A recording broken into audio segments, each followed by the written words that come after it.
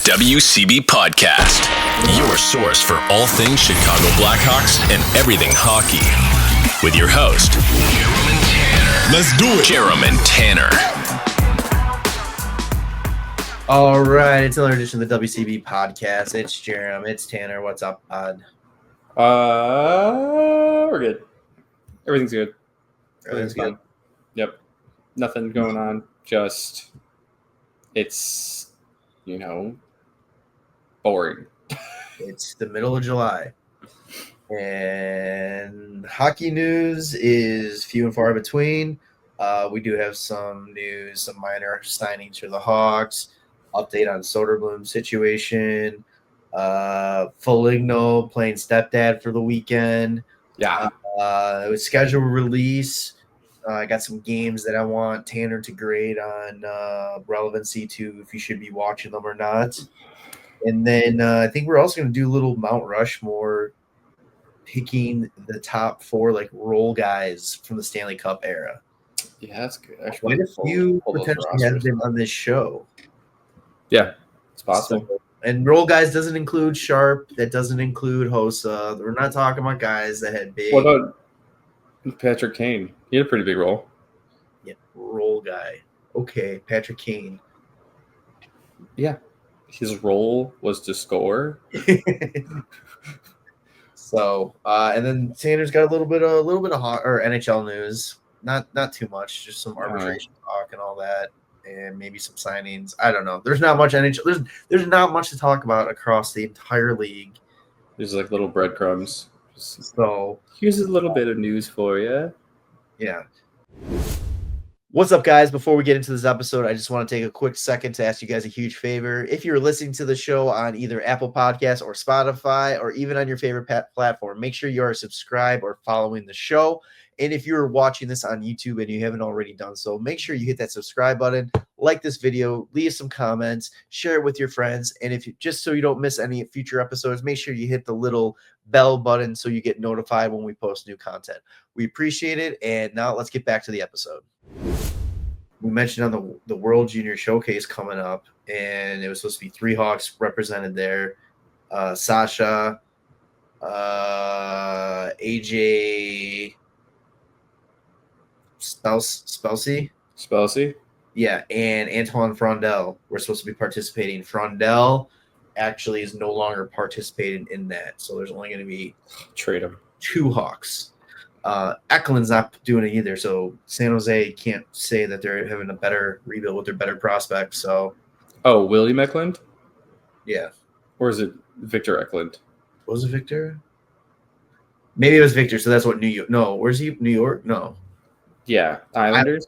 Yeah, so I was right, New York, just wrong team. Okay, dude, that's going to get confusing now because Eklund still is young for not really. I mean, younger, but yeah. Junior level, but whatever. So let's get a quick hit here. Soderblom, arbitration hearing dates have been listed, and as of right now, Soderblom will be going to arbitration court on the 28th of July. Still can get a contract done before then. I don't know why they would. I think they just get this point are going to go there and accept whatever it's offered. Yeah. I don't know what he's going. It's got to be $2 million at the most, maybe. I wouldn't even say that. I'd probably say I know. I just think that's the high end, if what he's probably asking for. Yeah, I'm sure they come to terms probably closer to. Honestly, the number that pops in my head of me is 1.25. I was saying 1.5. Just give him 1.5 and just call it a day. Yeah. It's not like it's going to be – it's not going to make or break the team. No. I think we'll be okay. There's still, 20 million? Yeah. So – and it's only going to be a 1-year deal, hopefully. What are the Hawks doing just sitting on 20 million? Why don't they go spend a bunch of money on a bunch of guys? Have you ever heard of – I don't want to get started. You ever heard of Artemi Panarin or Kirill Kaprizov? That's where 20 million is going. Connor McDavid? Yeah. NHL 26, the Blackhawks are just found a way to turn off salary cap, and go out and sign everybody. That's right. So Yeah, that'll be interesting. They did make a couple signings. Tanner, do you want to bring those up? Cha, dude. So, one of the guys that's a Hawks RFA, Louis Crevier, he got a deal. Kind of about right. I figured he would have been like at least $1 million even, but 2 years, $900K. Good seventh defenseman. Very surprising, with how well he's played and how quickly I guess not how quickly, but the impact he's made as like a seventh rounder. 7th rounder in 2020. I think it's quickly is a right way to say that. For a 7th rounder drafted 2020, and he's already got decent NHL games played. Like he's got 56 games played. That's impressive for a 7th round pick. That and defenseman. If it was a forward, it's a different story. But yeah, so I think that's really good. And then the Hawks went out and picked up a guy everybody thought they were going to pick up, which is kind of cool. Stanislav Berezhnoy. That's how I would say it. And that's why I'm not even attempting to say it. But yeah, he's coming over from Russia, where he was playing in the VHL for most of the season this past year. He only had a single game in the KHL where I don't know what happened, but he got lit up a bit. He was on the SKA St. Petersburg VHL team. But his stats in the VHL this past season, which is the AHL version of the KHL, fucking solid. He's like a 9.28 and like a 2.5 goals against average. And he's only 22. Undrafted goalie. It really seems like his stats, like once he gets settled into like whatever league he's playing in, he's got like a 920 or higher save percentage, which is kind of sick. Actually, I mean, I'll say like 915, but some pretty impressive stats though, because like in the MHL he had 45 games played, 247 goals against average, and 922 save percentage. This next year, 30 games played, 246 and a 920. Like that's cool. Back-to-back years. He spends half and half of the season like in MHL and VHL, and next year 17 games in the MHL, 246, 913 save percentage, and then 19 games in the VHL, 288 and a 914 save percentage. So like pretty solid. And then this year he must have gotten moved, but when he started the season with whatever team he was on, I don't even want to try and fucking figure out how to pronounce that. 14 games, he had a 251 and a 926 save percentage. And then on SKA St. Petersburg's VHL team, he had a 249 goals against average and a 931 save percentage in 13 games. It's pretty solid. So he's, I think, going to fit in very nicely in Rockford. It'd probably take him a little bit to get settled in to, it's different ice. Like it's much smaller, but at least he's not coming in expecting to be like the starter. Right. But it's nice to have, probably a little bit better competition back there for Comesso to really make sure he doesn't get too comfortable. So that now brings up about 4 solid goalies in our system that you can all make a case for potentially being the guy, or working their way up to being the guy. Because even you got Spencer Knight, Comesso, Gajan, and now you got this kid, and it's like if they all develop, Soderblom can still. Soderblom, I haven't given up on Soderblom. I just feel his growth from last season, like 2 years ago to this past season, was great. Yeah, I just think Soderblom isn't viewed highly enough. Yeah. Where he's going to be taken seriously as a potential number one guy in Chicago. Yeah, I don't know if he will be considered a number one guy anywhere, but he will. I honestly do believe he'll end up being a very solid backup. Oh yeah, I think he on a good team. I think he give you a very good 25 games, and which is funny because he gave us 36 last year and 32 the year before. Well, I'm just saying, and it's like you kind of like how we talk about with Taves taking a lesser role in Winnipeg. It's like you give him a lesser role a little bit, you know, and it's like how many span of games did he play where it was like you're like, okay, maybe take that game, like give him a rest on that game instead of playing him, you know, and it's like you take away some of those games and it's just a confidence builder, you know, better rest for him and all that. And it's just, he's nothing wrong with being a backup guy. There's nothing wrong with you need that in the NHL. And it's unfortunate that we'll end up losing him. And then it's unfortunate that we're going to end up having to make some real big decisions on at least 3 guys at who can be number 1. I mean, very, I don't know, complimentary of Gajan right now. I don't know if he's truly down the line going to have that role or not, but the hype is there for him. A lot of people see him as a guy that could be number 1. A lot of people see him when he makes the jump, he might even jump right over Comesso. I've seen a few people say that. So, oh, really? That's interesting. It's a great problem to have. I mean, it's like our defense. We have so many good defensive prospects.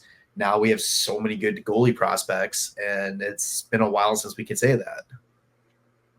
Yeah, it's pretty nice. Yeah, I mean, really, we'll be lucky if one of them really does take off. I mean, Spencer Knight really looks like the guy. He hasn't had Hall of Fame numbers yet since being in Chicago. Yeah, that's true. In those 15 games that he's played, he hasn't had Hall of Fame numbers. I forget that, like, you know, all of our guys are absolutely trash because they haven't put up Hall of Fame numbers yet. God. That's the worst part about this downtime of the season too, is just every moron who can sign up for a Reddit account can just go out and put stupid shit out there. Us included. Just saying.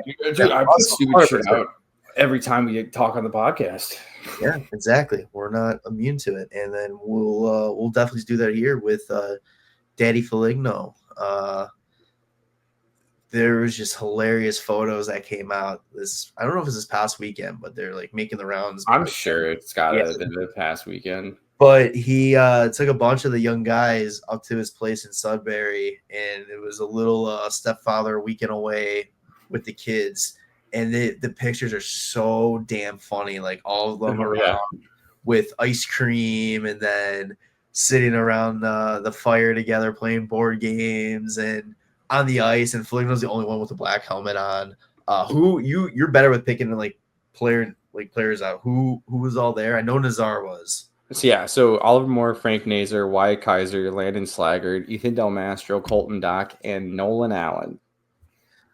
So conveniently, no Bedsy. No Bedsy. I mean, is he on the outside looking in? Should we trade him? Bedard doesn't like his teammates, so he refuses to spend. Also, no Korchinski either. No Levshinov. No Levshinov. No Vlasic. Yeah. No Crevier. I mean, there's a lot of guys on this team that just don't want to be here. And make it clear. Not. So when you see them miserable on the ice this upcoming season, no Ryan Green. Go back to these pictures and you can see who's happy and who's having a good time and who was miserable and not there. I don't know. So time to cut Bedard. Don't even trade him. Just cut him. Unconditional buyout waivers. Yeah, dude. That's like he's all about himself. He doesn't want to be a part of the team. Also, in this photo, I'm just kind of like, damn, dude.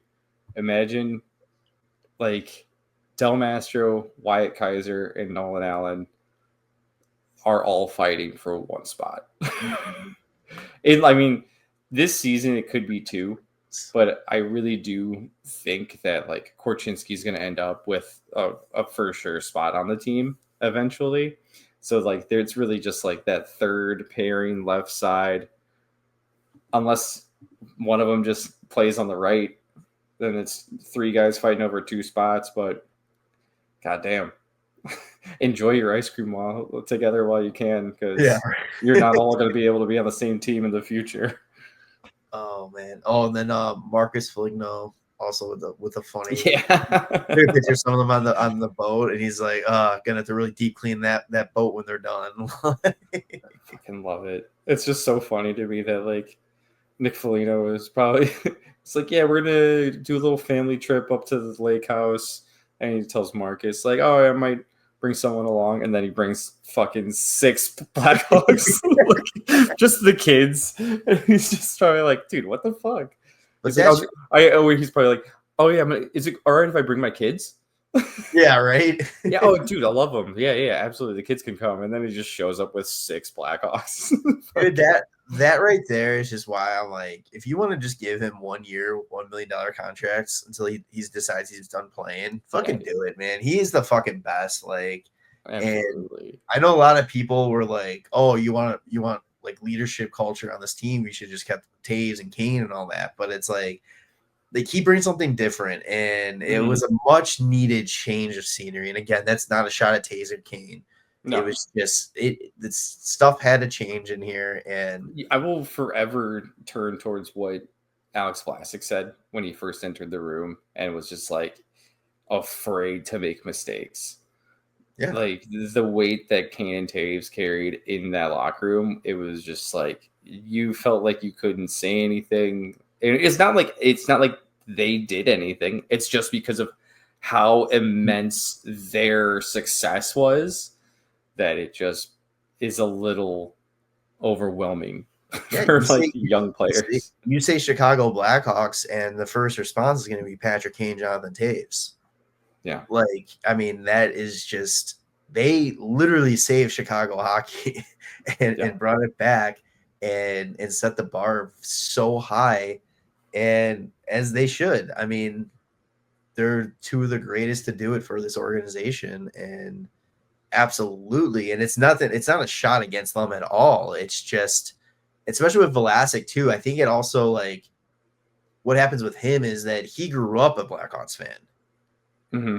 He's from Chicago, so it's like he watched those teams when he was younger, kind of thing. And it's like going in there, man.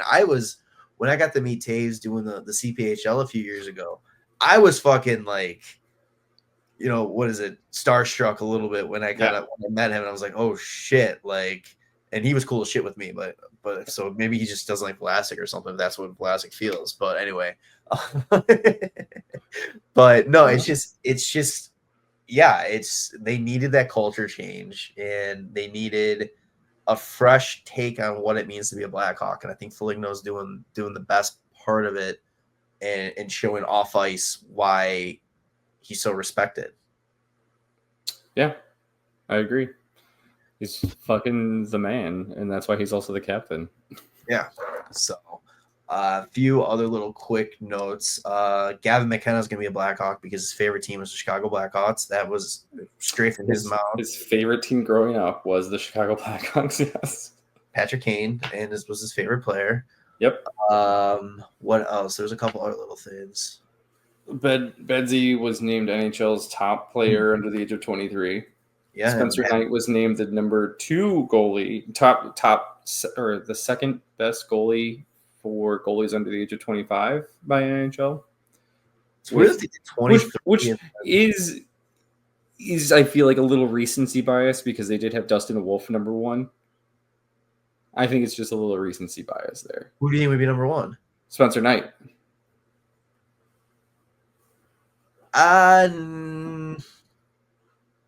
No, I think I agree with Dustin Wolf. All right. It's because he's had his rookie season where he played very well. I would still kind of like to see, more than one season. Like, he played a few games the year before, but like not enough to really eliminate his rookie season. It's just 25, top 25 right now.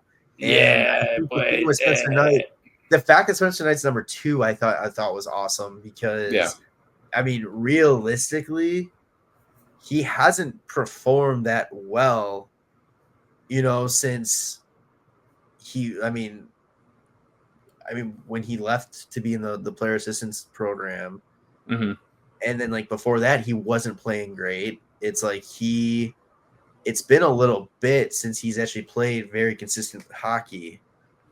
So that's my reason why I think. But if they're going based on potential, I don't know. I still agree with I would say I think that they do, because number 3 they had Askarov, and Askarov really hasn't done anything in the NHL because the Sharks are so fucking good. Yeah, no, it was definitely based off potential, because I think they had like Cam Fowler. Is it Cam Fowler? It sounds so weird. What, the goalie? Yeah, it's not Cam Fowler. What is it? Oh, fuck. Jacob Fowler. Is that it? It's Jacob Fowler. Yeah, they had him on the list. And I don't think he's even played a game. No. He hasn't even played a game in Montreal yet. So NHL has looked at the crop of players either recently joined the league or on the cusp to find the true difference makers in the next few seasons. So it's a little bit of everything. Okay. So it's like how they played and their potential coming up. Got it. I mean, Dustin Wolf. I mean, obviously it's a recency bias, but based on potential to go forward, I think Dustin Wolf is the clear-cut number 1 right now. Oh, I didn't really. So he's got 71 games played. So who's that, Wolf? Yeah. Yeah. And Spencer Knight has like 80 something. Dustin Wolf finished 2nd in Calder. Yeah, I know. And over Celebrini. Just got to point that out. Yeah. It's gonna get so fucking annoying because I'm gonna do it every single time that I can take a jab at the Sharks. I'm going to do it. Yeah. But yeah. So Celebrini was also number 2 on the list of players under the age of 23, but no big deal. Yeah, he wasn't number 1. Yeah, that's right. Sounds like somebody's rebuilds are going a little bit better. Askarov, I can see. Yeah, I have no issue with the top 3. Right. No, I know. It's Devin Levi being top 10 surprises me. I just think it's interesting. Just I don't know. It's the amount of games that Spencer Knight's played for me that does it. Even missing a whole season with being in the player assistance program, he still has the most games played for all those goalies. So I think I just think that's what knocked him down. Probably is just because the questions of is he going to get back to that form when he bursted onto the scene. I think that is probably the red flag against him right now. Maybe. Whatever. We'll see. This upcoming season, he'll have Hall of Fame level stats. Yeah. Just because I'm looking at this list now, I know it's not Hot's talk, but I'm really interested to see how Jesper Wallstedt does in Minnesota now that Fleury's gone and he's gonna get that backup role. Yeah. Like that was gonna be an interesting one. Dude, he's already got a shutout against the Hawks, so he's great. He's probably the best goalie alive. He's good. So last thing, I don't think we had any little more small talk things. Hawks released their dev camp video. Every shift dev camp video. Yeah, it was cool. It's just cool to see it. And it's a lot of there's a lot of focus on like Frondell. I think he's just gonna be dude, he's just awesome. He's just a fucking man. And then you get the little bit of the draft stuff where it's kind of funny because like Davidson had just made the pick for Nestrashil, and he's like, "Should we move up again? Should we try and move up?" It's like, "Well, it's Winnipeg then Washington." I reached out to Carolina, but they haven't gotten back to me. And then it's like, and then it cuts and gets to the next part, and you see his phone light up, and he looks at it and he goes, "All right, we're doing it. Let's go. Boom. They got it." He's like, it was just like so hype. I'm like, yeah, dude, fuck yeah. Dude, I love KD getting so excited. Like it's so much fun. But like, how annoying would that be? Like, since it's a decentralized draft, like you can't just go talk to them. Like you have to wait for them to respond. Yeah. Like they voted to keep it that way for the next season too. Did they really? Yep. What? Yeah, I thought they were gonna switch right back. I thought that they were already planning on switching back. Yeah, no. Apparently, they got enough votes to keep it that way. It was so shitty. There's no There is so no long. good way to do the draft unless you just do it fantasy wise, like style, like you get 30 seconds, make your pick, and go. But I just like, I don't know. Don't spend fucking 3.5, 4 minutes between each pick because you have to make some sort of like huge draft profile about people. Dude, Like the second day is so long, but it's 6 fucking rounds. Yeah. And it's just like, dude, just hit on people as like shit is flying. Just be like, oh, it's more. I feel like it would be so much more exciting if they're in the middle of talking to somebody and then they're like, oh shit, this pick's about to happen. Like, let's see. And it's like, oh fuck, I had no idea that guy was gonna get picked. Like, back to you. Like, well, like, aren't you excited to be on this guy? Oh, hold on 1 second. Fuck, that's awesome. But yeah, it's just like, and they're like, oh, we'll make a quicker picks and all that, and then it's like you still have Jarom, friend of the show, love him. We'll always go to bat for him, but then he goes and he comes up and he gives like a 5-minute like speech before making the Hawks pick for Frondell. Like, it's just that kind of stuff. It's like something. It's either they gotta just straight up go give the pick to Batman and cut out this whole bullshit like celebrity picks and this and that, and all that kind of stuff. Like, well, they're like trying to make it interesting, but then it's like all you're doing is making it so long. There's no 4.5 hours was the fucking draft. Like, Jesus, it was Christ. Yeah. You know what makes it interesting? Find out who your fucking team's taking. That makes it interesting. Get to the pick. That's what we all want to know. We all want to know who's drafting where. We don't have to wait the full 3 minutes or whatever it is to make the pick. That's what I'm saying. They wait the full minute, the full time. They wait the full time because they're doing like the draft profile of whoever was just taken, and it's like we don't need to know this. Like, the people that care so much already know these fucking kids. Like, by the time the kid's walking off the stage after getting picked, the next pick should be being announced. Boom, boom, boom. Unless there's, a trade or something in the works. Use the time. I don't know. It's Jesus. Fix your shit, Batman. Yeah. All right. Schedule release. So last Wednesday, they announced the full schedule is the last 82-game schedule for at least 4 years. So it'll be interesting. I wonder how they're going to add those 2 games. Or they're probably just be conference or division games. But anyway, it's down the line. So I made a list of 7 games for the Hawks. And then I think Tanner's got a couple that you want to talk about for like NHL in general. Or I don't know if you. Oh, sure. Yeah. Yeah, I can pull that back up. So let's do a grade scale. You want to do what? ACF, 3 possible options. Just do ABC. It's fine. ABC, okay. Because all the games to me are like you should watch them, but like even if it's just a you should watch, that's going to be like a C. Like if you can't check it out, like all right, well that's all right. It's only a C. 6 of the 7 games are home games too, by the way. So, but also this is also if you have the ability to watch the Hawks because they just fucked everybody with their CHSN deal. But no. The fans fucked themselves because all we had to do was get an antenna, and you get the Hawks for free. The reason I say they fucked the fans was because they told the fans that you get the antenna. And that is going to be an option for years. Like that's what they wanted. But I guarantee, like the way a part of the contract with Comcast probably had to make them fucking get rid of it.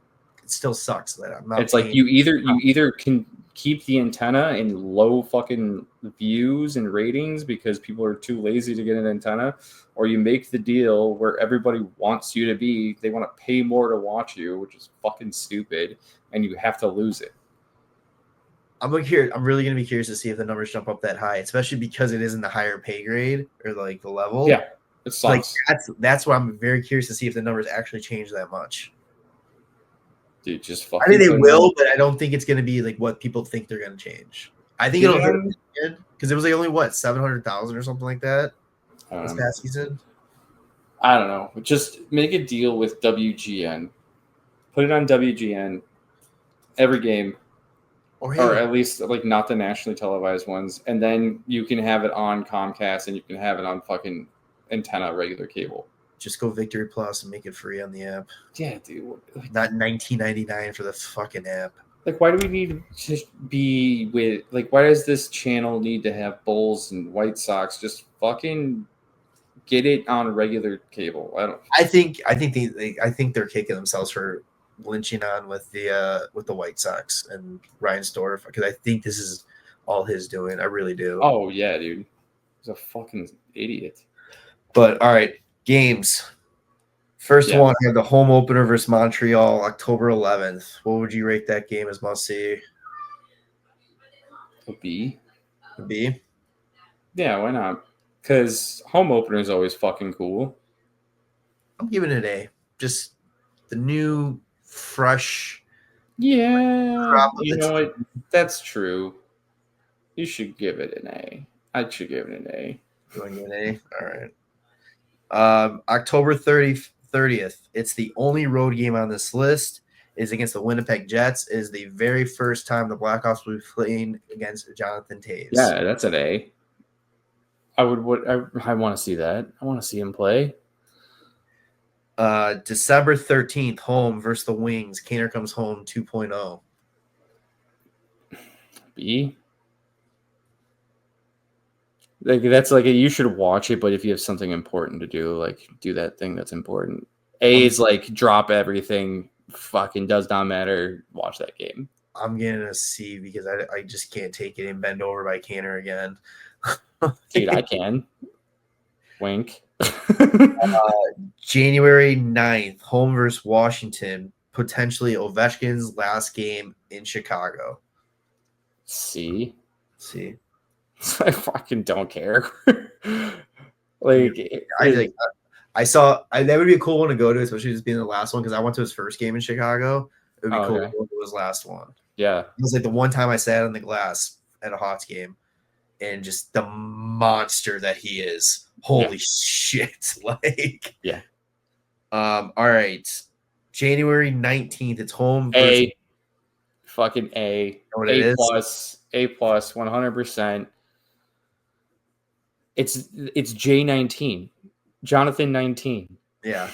I'm glad they did it that way. I wonder if they purposely did that or just really happened to fall like that. Yeah, I don't know. But I think that's great. The next one, January 25th, home versus Florida. Seth Jones returns. See, no video package. The video package is the announcement of the trade to require him. And then the second part of that video is the trade to get rid of him. That's it.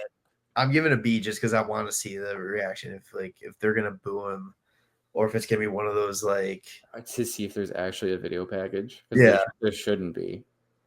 All right, and the last one I have on my list it's the first of 2 times they're playing in Chicago, but it's February 2nd, home versus Sharks, Celebrini versus Pezzi. Rebuild versus rebuild. I feel like those games are okay. I don't know, like a B. I agree with that. A B? A B? A B. So I'm surprised you didn't throw the season opener against Florida on the list. Well, we talked about that last week. And that one doesn't. Yeah, we're gonna grade it. It's like a C to me. That doesn't. I mean, that doesn't matter to me because the only reason it's the Seth Jones part of that is the only reason Seth Jones playing the Hawks, and I would much rather see him in Chicago and see how the fans react to it more than anything. Well, I guess that game is gonna be good. Oh, not good, but it'll be Jeff Blashill's first game as the coach of the Blackhawks. Yeah, that's fair. Yeah. So that'd be nice to see. I mean, then also it's Burakovsky's first game as a Blackhawk, and then it's all the same guys. Yeah, honorable mention Q coming back to Chicago. I mean, after everything that he went through, getting back in the league, I think that would be one of those. I think it's a B because it'd be cool to see, but it's not like it's a holy shit. It's not a Kane or Taves type moment. No. it's that video package of him just behind them. But I mean, I'm pretty sure he already came back with Florida. Yeah, he came back when he played with Florida. I think I was at that game too. That was a cool one. That was a really cool reaction. But I'll just list what the NHL has as like what they think the must-see games are, and then the first one is Marner. Tell me. It's Marner versus Toronto. No, I'm going to go in date order, but you tell me if it's an A, B, or C. So we just talked about Hawks versus Florida. That's the first one. Islanders versus the Penguins on October 9th. This is a possible Matthew Schaefer debut. C. I think I like Schaefer, but it's like he's not must-watch TV for me. I think I would like to see it. I'd like to see how he does. If it's on, okay, I'll say this: if it's on where I can watch it, like on Hulu or something, or I'm sure. Yeah, actually, I'm not sure, but it's not like Bedsy level where it's immediately national TV. Right. Like, if it's that's why I think it would be regional. Then I can probably get on Hulu. Yeah, if it's available, yeah, I'll watch it, but I'm not gonna go out of my way to find like a link or something to watch that game. Yeah. October 9th, 2 days later, Rangers at Pittsburgh. It's Mike Sullivan's return to Pittsburgh. See, like I can't believe that the NHL thinks that that's a must-watch fucking game. It's so dumb. Yeah. 2 days later, it's October 13th. It's the Red Wings versus the Maple Leafs and the Blues versus the Canucks. You want to know why this is special? Why? It's the second season of prime Monday night hockey. Fuck off. Yeah, that's an F. Is it only available in Canada too? Kicks off a doubleheader on Canadian Thanksgiving. It's Canadian Prime. It's not even. You can't even get it on United States Prime. It's not on like Amazon Prime, whatever. No, it's like it's Prime, but it's only Canadian. So we get blacked out if we try going to it. Oh, well, whatever. That's stupid. Yeah. Anyway, October 21st. It's a lot of October games. Florida Panthers at Boston Bruins. Brad Marchand's return to Boston. Cool. Yeah, that's probably an A. Dude, it would be hilarious if they just did not give him a video package. Like, such a Boston thing to do. And the fans just turn on him. Like, everybody, it's just anti-Marchand. Like, Tavares 2.0. Like, worse. Yeah. And the funny thing, I could just even be like, you guys fucking traded me. Like, I didn't leave on my own. Like, yeah, I know, right? That's November 8th is Boston Bruins at the Toronto Maple Leafs. Quick, October 23rd is Frozen Frenzy. Oh. Is it one of it's all 32? Yeah. Yeah, it's always the Tuesday. Yeah. I get it because they don't want to go against like college football and stuff and the start of football season. But why do you have to do it at the beginning of the season? Why can't you do it like towards the end of the year? There's nothing going on. Yeah. And you got to make up a lot of games because of the Olympic break. Yeah. Yeah. Yeah. I don't know. NHL. Anyway, it's the Hall of Fame game between the Bruins and the Leafs. It's the week before the induction or Hall of Fame inductions. It's apparently a must-watch game. No, that's a D. It's an F. November 14th and 16th, Penguins versus Predators in the Global Series in Sweden. Oh, okay. I was gonna say, like, what is the Cody Glass Bowl or something? Like, oh, nice, good call. No, that's pretty cool. I mean, those games are cool. It's like unless your team, it's your team, whatever. It's not really. It's probably a C. Yeah, I think it's pretty sweet though because it's Carlson and Raquel for the Pens, and then it's Forsberg and two guys that don't really matter. It's really cool for these guys, but two of them, most of them don't matter. These two guys might not even play. Adam Wilsby and Andreas Englund. Like, there's a chance like they might not even be on the team at that point. The Blackhawks legend, Englund, yeah. Andreas Englund. See you later, bud. November 22nd, Stanley Cup Final rematch. F. I'm sick of that matchup. I'm tired of it. Like new teams, please. Where's the parity in the NHL? Yeah, right. Dallas has made it the last 3 years to the conference final. It's been fucking Florida the last 3 years in the final. It's Edmonton the last 2 years in the final. Carolina's been to the conference final 2 out of the last 3 years. Give me the parity. Where's the parity at? Yeah. This is, I don't know. What? November 28th, the Rangers are at Boston, and it just says Thanksgiving Showdown. They always play each other, I think, on that Friday after Thanksgiving. Okay. That's just like the tradition thing. January 2nd. They don't have December 31st on there? No. What's December 31st? Taves versus Kane for the first time. Oh, no shit. Yeah, that's why I was asking. Do you want to go spend New Year's Eve in Detroit? Oh, dude, that should be on here for sure. That's how you know that there's just bias against the Blackhawks. Yeah. They're not even on the Hawks. It's like, oh, God, they're not even on the Hawks, and they still want to push this on us. Dude, I would love to see that game. That'd be sick. That would be fun. That's one I'm definitely... Is it the first time they're playing against each other? I believe so, yeah. That's sick. I don't know if it's the first time. I got to double-check that. I was looking. I don't know if I was just looking at Detroit to see, since it's only a 6-hour drive. Yeah. But that was December 31st. So let's go.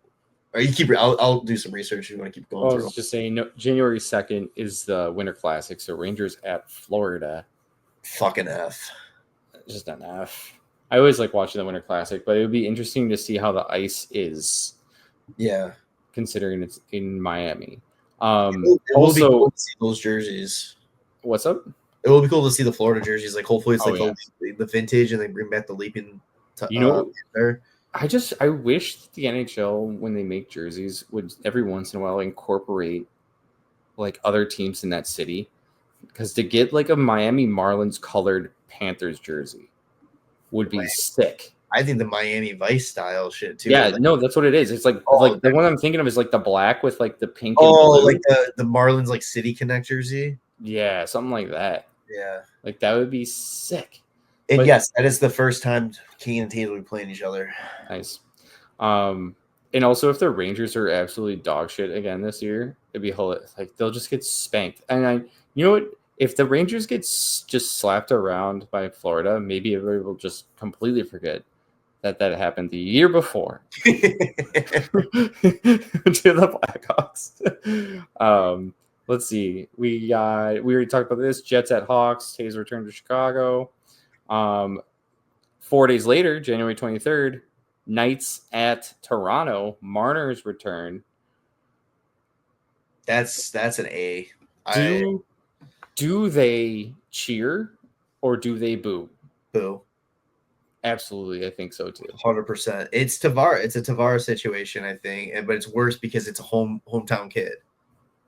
Yeah, and they with the whole like they fucking thought that they could just treat him like shit, and he would never go anywhere.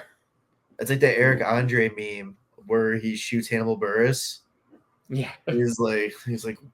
So Mitch Marner is overrated, blah, blah, blah. They shoot Hannibal Buress. Why would Mitch Marner leave us? Yeah. How could they do this to him? Yeah, and you know what? It sucks because it's like I want Marner to go on and win a cup this upcoming season, but I don't want Vegas to win a cup. So no, absolutely not. Maybe they'll trade him. The last game on this list is February 1st, which is the Bruins at Tampa Bay for the Stadium Series, which is interesting. I thought that are they only doing one Stadium Series? I believe so. Because of the Olympics. Oh, okay. But yeah, to have both outdoor games in Florida, we'll see how that works. And it'll be a nice preview, in the Winter Classic on how the ice will be. It's okay. It'll be February, so it'll be a little bit colder, and they'll be able to because that's how that works in Florida, right? Yeah. Yeah, maybe it'll be fucking 39 degrees outside. Whatever. I think that would be interesting. I mean, I'm more interested in seeing what the jerseys will be for those. I'm gonna die on this hill right now, and I'm gonna say this: Winter Classic should stay in traditional hockey markets, and Stadium Series should be able to go to non-traditional markets. Yeah. Winter Classic is built up as like vintage hockey and old school and all that. So it's like you should stick with the original 6. Stick with the original 6. Stick with like Canadian teams. Stick with like no, but I'm saying like Minnesota. I meant at original 6 only. Like that's it. Oh no. No, I know. That's what I was kidding. But I mean, like Minnesota, like original 16, Minnesota, Canadian teams, and then Stadium Series be Dallas, Florida, Carolina, California. Yeah. The only one that's kind of on the bubble there was Seattle because they're a new market, but they're also technically a hockey market not just outside, but right by Vancouver. I mean, they had a team in Seattle like a long time ago. True. So, but I just think like the Winter Classic is built up as like classic hockey. So it's hard to have these new teams come in and make trying to make them look like throwback jerseys and all that kind of stuff. Where the Stadium Series is like, they try to go more futuristic with their jerseys. And I just think that makes sense.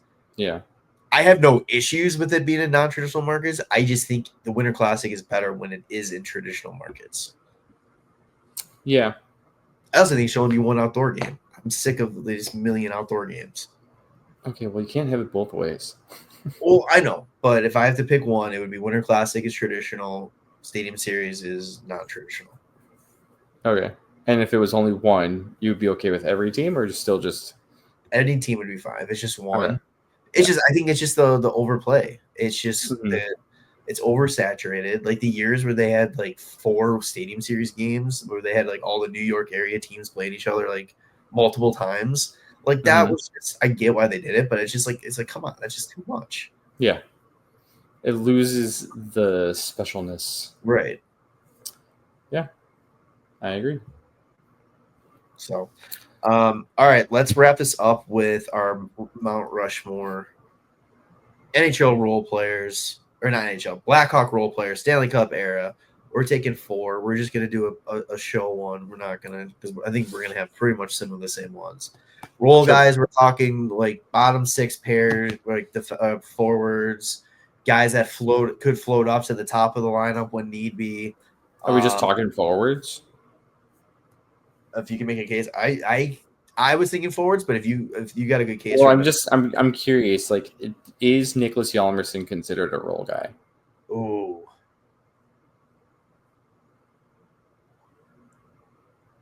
All right, so we might have to do. So. I don't think he's a role guy because he was top 4, right? Like he was always on those top 2 pairings, or at least that second pairing. I don't think role guys. I think we could do like a defenseman Mount Rushmore eventually, but I think when I think of role guys, I think of forwards, 4th line, checking line, like the shutdown lines. The guys that can go, you need them for a spark. You put them up on the top line with King and Taves to get something going. Dude. So let's just take forwards. Okay. All right, who you? First one comes to mind. Just spit it out. Oh, Boland. Yep. And then I'll follow that up. I'll follow that up with the other part of the 17 seconds with Bickle. Yeah. Oh, charted. And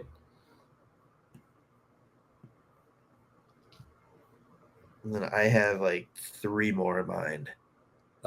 Shaw. 2. Shaw. Yeah, that's the guy. Do you consider Versteeg? So I'm like, it's Versteeg, friend of the program, not a big deal. And Kruger. Those are 2 that so my 5 was Boland, Bickle, Shaw, Versteeg, and Kruger in that order. Yeah. But I think because it's like Versteeg played a big part in 2013. Mm-hmm. I mean, he even said on the show, 2015. Yeah. Was the 2015 was the one that meant more to him, or was it? I literally just posted this clip. 2010, he had 44 points in the regular season. 2015, he had 34 points in the regular season. I can't clip this now because I'll put that out and he'll happen to see it and he'll just be like, yeah, you're not paying attention to anything I said. This is you fucking idiot. Where was it? Because I literally just posted him talking about it. Yeah. Oh, yeah, it was the 2010. Yeah. I'm sure it would be 2010. It's the first cup. Yeah, no, because he was saying one meant more to him. He had more involvement with it. But yeah, I would say probably Versteeg. Over Kruger? Yeah. Unless you got an argument for Kruger. Kruger falls in that Chalmerson territory for me. Like, he's so underrated for what he did, and what he brought to the team, and he just does not get the respect. At least, I think he might be more underrated than Chalmerson, because at least Chalmerson gets acknowledgement. Yeah, how good he is. Where Kruger, I feel like, doesn't get talked about. Yeah, I think the way that also like Chalmerson getting traded was like, oh, what the fuck, and like fucking Bowman signs Kruger to a contract that's like pretty big for a fourth line center, and everybody's like, oh god, what the fuck are you doing? And then like we had to trade him. Like the way that both of those moves happened, and of course he got brought back to Chicago. Yeah. But like you can just tell by the reaction the fans had of like how both of those kind of moves went down. That Hjalmarsson was definitely seen a little bit in a brighter sense, but also Hjalmarsson was 3 cups versus 2. But yeah, I mean, Kruger was still a huge, massive part of that too. Dude, I would love to get him on this show and talk to him about like his role. Like he is so his role in the Hawks and the Cup teams, and then also playing with Rondell. Like that was I knew the second I said that you were like, "Ooh, Rondell." There's a Rondell talk. Yeah, dude. So, all right, we go for Versteeg. 35. Yeah. Versteeg. Honorable mention Kruger. Yes. Anybody else? I'm trying to think about anybody else that was honorable mention, and I feel bad if we like miss somebody because it's going to be like all of the role guys from like 2010. Yeah. So like Ladd, Brouwer, Bufflin, Kopechki, Michael Frolik. Michael Frolik's a good one. That's a big honorable mention right there. What is it? Victor Stahlberg, yeah. Frazier, Ben Eager, Burish. Fucking forgot about Burish. Dude, oh my god! Like, this is gonna be an episode during this offseason, and it's just talking about how good these cup teams were. Because we're gonna rank the teams. I think I texted that in our group chat one time, but we could spend an hour talking about that, just talking about how good these teams were. Jamal Mayers was also a really good role player too. Let me ask you real quick. He's not. Would you consider Buffalo a role guy? I feel like he had was a big part of that team though. Yeah, but like considering the fact that he was a defenseman that was moved up to forward, like completely changed his role to be like that guy. And I don't think he wasn't really playing top line until playoffs. Because I don't remember him being on like top 2 lines when they were playing in the regular season. Actually, I'll just look at his fucking time on ice right now. Well, now I got some homework to do. Try to get fucking Shawzy on the show, so we have all 4 Mount Rushmore role guys as past guests because, dude, we just love the muckers, man. You know, guys that just love to like mix it up. So Bufflin pretty much averaged the same time on ice as like Troy Brouwer, and just a touch more than like Versteeg in the 2009-2010 season, but less than Dave Bolin, Sharp, Hossa, Kane, Taves. Okay. He's kind of like that 6th guy, but he also is listed as a defenseman. So Bufflin, and the thing against Bufflin, so people are gonna be like, "Oh, he's played more than Versteeg," and all that. You have Versteeg. Well, Bufflin was only on 1 cup team. Mm-hmm. So that's the mark against him. Which sucks because that team could have easily been held together. That's another white whale of a guest, because just to talk to that guy, I know what you're smirking at, and that's not at all what. No, what? No, I'm smiling because it's funny because he's a fucking bass fisherman now. But he's a professional bass fisher. Dude, just hearing his stories and just hearing the stories about, like, I think it was Versteeg on Chicklets was talking about it, like during like rookie training camp or something. Like he just turned off his phone and went and fishing up in Minnesota and just could not be reached at all. Like I fucking love that. Or like the picture where he's just so out of shape at that wedding. Mm-hmm. And then it was like 2 weeks before training camp, and then he shows up in training camp in like the best shape that he's been in like all year. Like it's insane what that guy can do. Like, yeah, he's definitely a conversation worth having. I started looking at like average time on ice for like playoffs, like from the 2010, 2013, 2015 teams, and Duncan Keith is just insane. 31 minutes average time on ice in 2015. Hall of Famer. Yeah. So dumb. Hawks are so cool. Hawks are going to be back soon. Can't wait. And we're going to be talking about the role players for the next fucking 4 Stanley Cups. Yeah. In a few years. So get used to it. Although everybody that's probably listening to this are Hawks fans. So yeah, get used to it, guys. Get used to it. Get ready to get if you're not a Hawks fan and you made it almost an hour into the podcast, get used to it, you sons of bitches. 1, what the fuck are you doing? 2, thanks for listening. 3, get used to it. I was listening to, like, totally off top. We can wrap up here, but it was just like they were talking on the podcast about some guy, like they also do like golf videos, and a guy is just fucking chirping the shit and calling him stupid and all this stuff. And they're like, fuck this, dude. Hey, but thank you for listening and being a fan. We appreciate it. But fuck you, man. It's fucking awesome. I love it. So, all right, episode 328. What do you want to call it? I'm putting you back on the spot. No pre-talking, no nothing. It's You recap what we talked about? Well, no, because we didn't really talk about a lot. We did kind of stretch out a lot. Yeah. It's like slow time, but we did Mount Rushmore.